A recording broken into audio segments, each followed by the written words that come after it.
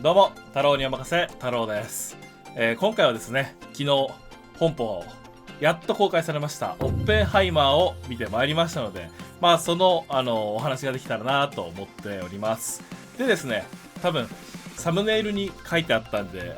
皆様、この動画を再生してくださっている方々は、お察しだとは思うんですけれども、これから見ようと思って楽しみにしている方や、そうですね、すごい楽しかったから、なんか感想を汚されたくないみたいな方は、ブラウザバック推奨かなと思います。太郎にお任せは、映画見終わった後のカフェみたいな、そんな場にしたいと思っているので、皆様思ったこといろいろコメント欄に書いていただけると、とても嬉しく思います。僕もね、全部返信してるんで、ぜひぜひいろいろ感想語られたらなと、共有できたらなと思っております。あ、そうだ。その前に、ネタバレ、込み込みで話をする前に、ミッドサマーとか、ブラックウィドウの短編映画に出てたフローレンス・ピューが好きな人は、マジで劇場に行って見ることをお勧めします。マジで、元取れるんで。絶対元取れるから、これだけは、何が見れるとかは言わないけど、本当にフローレンス・ピューが好きな人は、絶対行ってください。ということで、ここからはネタバレありです。見ましたよね。ぶっちゃけどうすか僕は、全然、なんだろう。いや、楽しかった。いや、僕はちょっと評価しないです、この映画を。てか、なんていうか、日本人としてこの映画は別に評価する必要がないと思いました。日本人としてこの映画は評価に値しないというか、この映画を例えばその日本のなんかその映画賞で受賞したのであればいらないって思いますね。なんでかって話をちょっとちゃんとしていければなと思っています。この映画大体3部構成に分かれてます。クリストファー・ノーランがそのオッペンハイマーっていう映画を作るにあたって原作としたのが、3部構成の電気小説というか電気ものなんですけど、最初がオッペンハイマーがイギリス留学したあたりから取り扱ってるような、オッペンハイマーがどんな人間かっていう生い立ちを説明するパート1で、パート2がマンハッタン計画というかその核兵器原爆を作っていく過程。第3部が、赤狩りの標的にされて、ストローズっていうロバート・ダウニー・ジュニアと繰り広げるなんかこう政治劇みたいな感じなんですけど、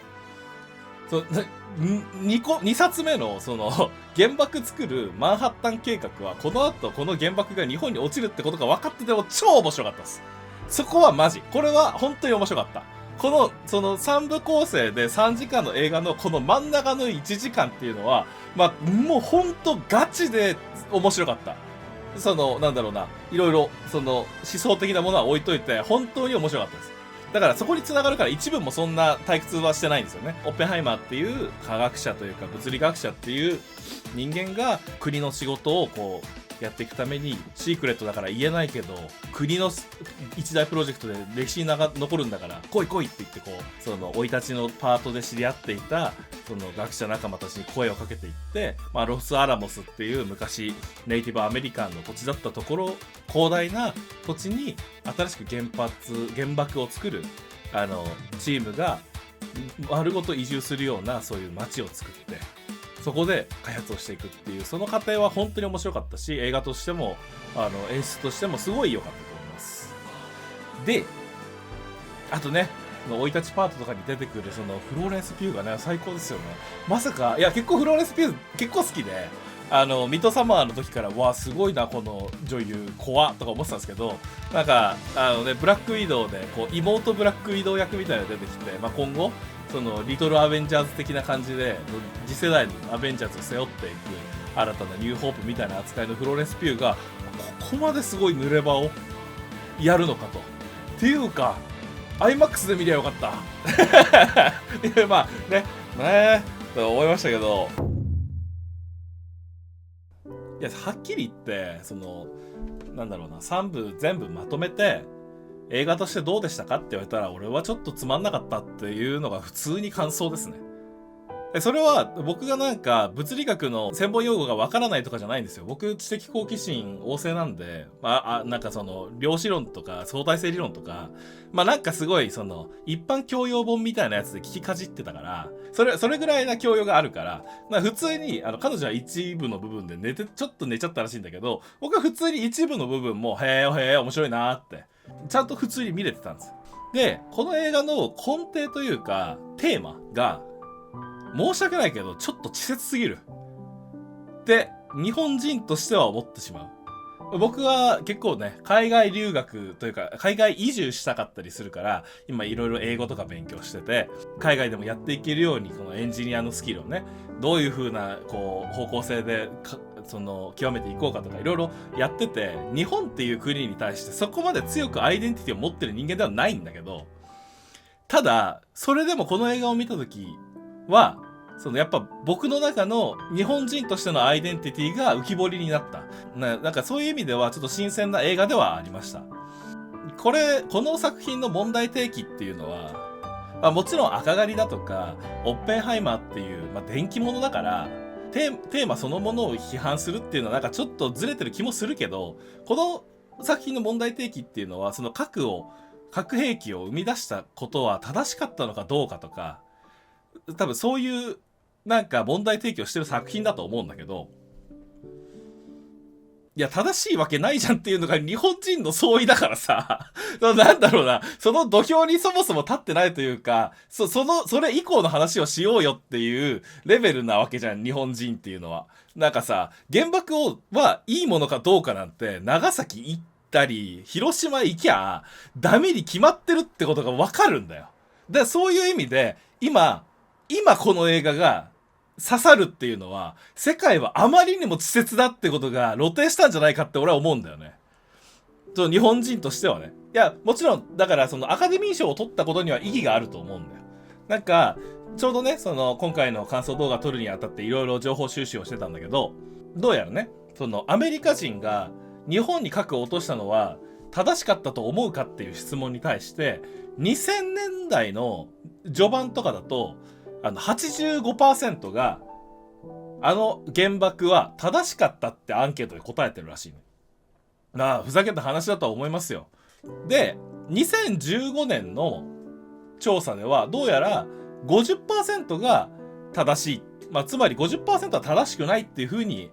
回答したらしい。そういう風にアメリカ人とかのその歴史認識とかそのプロパガンダがこうだんだんとなくなってきて、だんだんその核兵器っていうのは本当に良かったのだろうか、本当にあんな爆弾を落として良かったんだろうかっていう議論がやっと巻き起こっているという情勢らしい。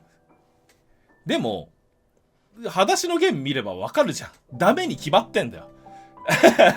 いや、いろいろね、その核そのものがいいかとか原子力自体がいいかっていうのはもちろん議論の余地はあると思う。東日本大震災でその津波が起こって原発が壊れて放射能が流出してしまった、風評被害の問題とかメルトダウンしてしまった発電所をどうにかこう修復するというか、これ以上放射線がね出てしまうのを止めるためにいっぱい多くの作業員が命を落としたとか、そういう話もある。でその上で原発を止めてったから電力不足になっちゃって火力発電にしようとすると、その燃料を輸入するからだんだん国としてのその財政が悪くなっていくとか、そういうのがある。だから原発を止めるべきか止めないべきか、これは確かに議論の余地がある。で今は AI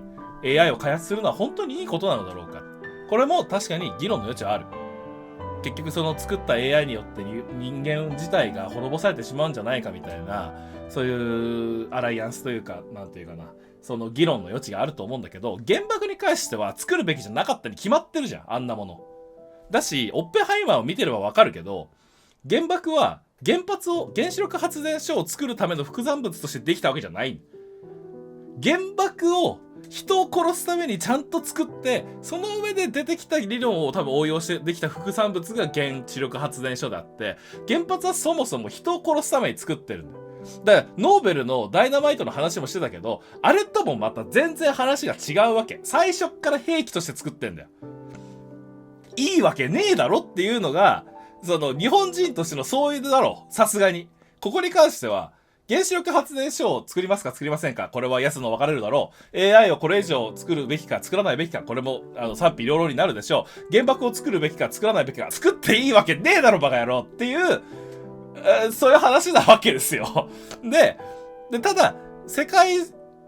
原爆を落とされたのは日本だけだから、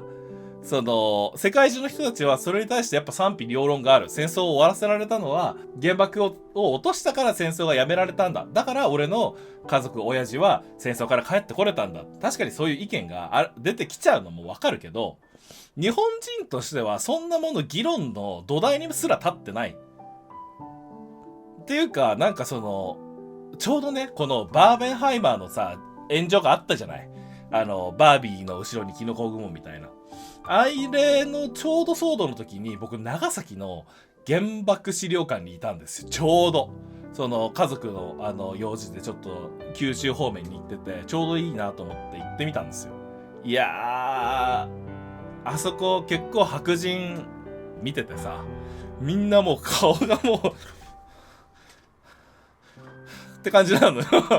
白人たちからしたらな、俺らこれ落としたのかみたいになるから、きっとものすごいもう悪夢、だからもう帰ったら絶対悪夢見るとは思うんだけど、そういうのを見た方がむしろ反原爆にはなるよねっていうのがあったりとか。長崎の原爆資料館入ってすぐに何があると思います？長崎の教会の残骸が展示されてるんですよ。教会っていうのはキリシタンですよね。だからアメリカ人は同じ神を信仰する、それもメインストリームじゃない国でマイノリティとしてそれでも同じ神を信仰していた敬虔な信者の上にプロメテウスの炎を落としたんですよ。いやー、皮肉。言いたいのは、この作品が出している問題提起っていうものは別に僕らは悩むことではないというか、僕ら日本人にとっては当たり前のことすぎて、それについて3時間悩んでいる映画でしたね。原作の3部目、3部目がマジで退屈だったんですけど、ここはストローズっていう人、原子力委員会の長と